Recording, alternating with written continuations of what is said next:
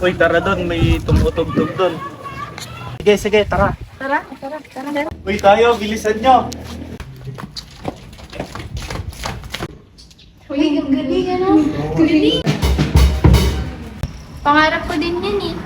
Siguro kung makakapag-aral ako, sa music school ako papasok, kayo. Kung may pagkakataon lang din ako makapag-aral eh. Ganyan din gusto ko. Ako din, gusto ko matuto mag-rap. Ako gusto ko singer. Ako gusto ko matuto ng piano. Nice, pre. Nice. Ganda, ganda. Uy, tignan niyo may mga batang manonood oh. Oo nga, no, yun sila, oh. Sandali nga pre, lapitan ko. Sige, pre.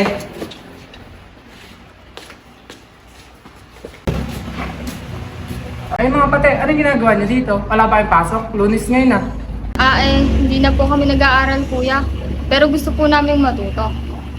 Ganun ba? Gusto mo turo? Ay, hindi na po. Alis na po kami. Pre, doon tayo, oh.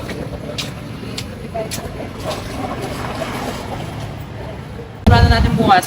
Ano? Kayo, Tayo. Ano, tutugtog ba tayo? Oy, Peng, kanina pa tulala. Ano ba yung isip mo dyan? Wala. Naalala ko lang yung mga bata nung nakaraang araw na nanonood sa atin. Di ba nabanggit nila na gusto nilang matuto ng mga instrument pero di sila nag-aaral. Oo nga, no? Yung kahapon. Kasi, ano kaya, no? What if ka, tulungan natin sila makapag-aral? Kasi naalala nyo ba nung mga bata tayo, parang gawin lang din tayo sa kanila dati, di ba? Oo, naalala ko din. Oo, nangarap din tayo dati. what if humingi tayo ng tulong kay Mayora? Oo nga, no? Paano kung bumuo tayo ng concert, yung mini concert lang, tapos yung kikitain natin doon, bibigay natin sa kanila para matulong tayo sa pag-aaral. Oo nga, no? Kung maganda naisip mo na yung pare, galing mo dun ah. Agree.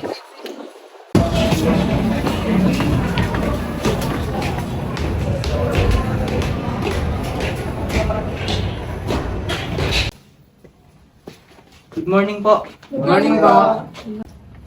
Sige, umupo muna kayo.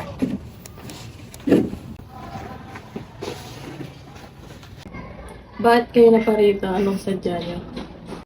Bali, meron po kasi kami na pagkasunduan na na isang maliit na event na gaganapin namin para makatulong sa mga bata na hindi nakakapag-aral. Bali, yung kikitain po ng event na gagawin namin is idodonate po namin sa mga bata na yun para po makapasok sila sa eskwelahan. Ito po yung yung mini concert na napagplanuhan namin.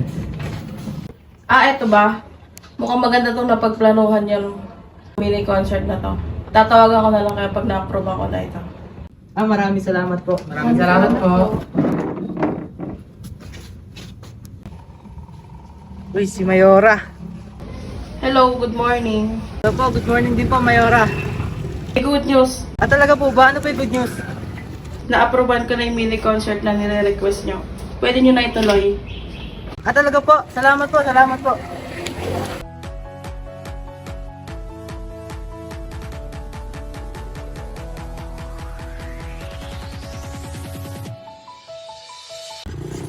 Sino kaya yun? Natumakot eh. Titignan nyo kaya. Sige, tingnan ko.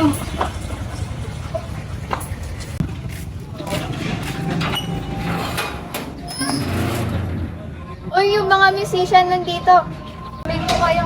Sige. Thank you.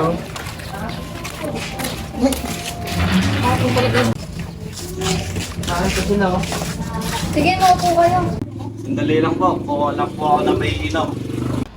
Hindi na. Di na rin kami magtatagal dito. Bali may sasabihin lang kami sa inyo na balita. So, bali, may ginawa kaming mini concert na na-aprobahan naman na ni Mayora na yung kikitain namin pera doon is makakatulong sa inyo para makapag-aral kayo. Talaga po ba? Magandang balita po yan para sa aming mga estudyante gusto makapag-aral. Oo nga. Pag nagkataon, makapag-aral na tayo. Oo nga, sabihin natin kay AJ yung isang kasama natin. Yan na kaya si AJ?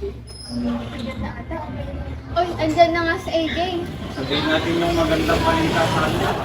Ano yung good news na yun? Ang matagumpay na mini-concert ng mga musikero ay patunay na ang talento at dedikasyon ay kayang magbigay ng inspirasyon. Para sa mga batang nangangarap mag-aral, tandaan ninyo, Ito na ba yun? Parang nakakayang pumasok. ang bawat nota at kanta ay may kwento ng pagsisikap. Tulad ng musika, kayang-kaya ninyong likhain ang inyong sariling himig ng tagumpay. Huwag kayong susuko, dahil ang pangarap ninyo ay mahalaga sa mundo.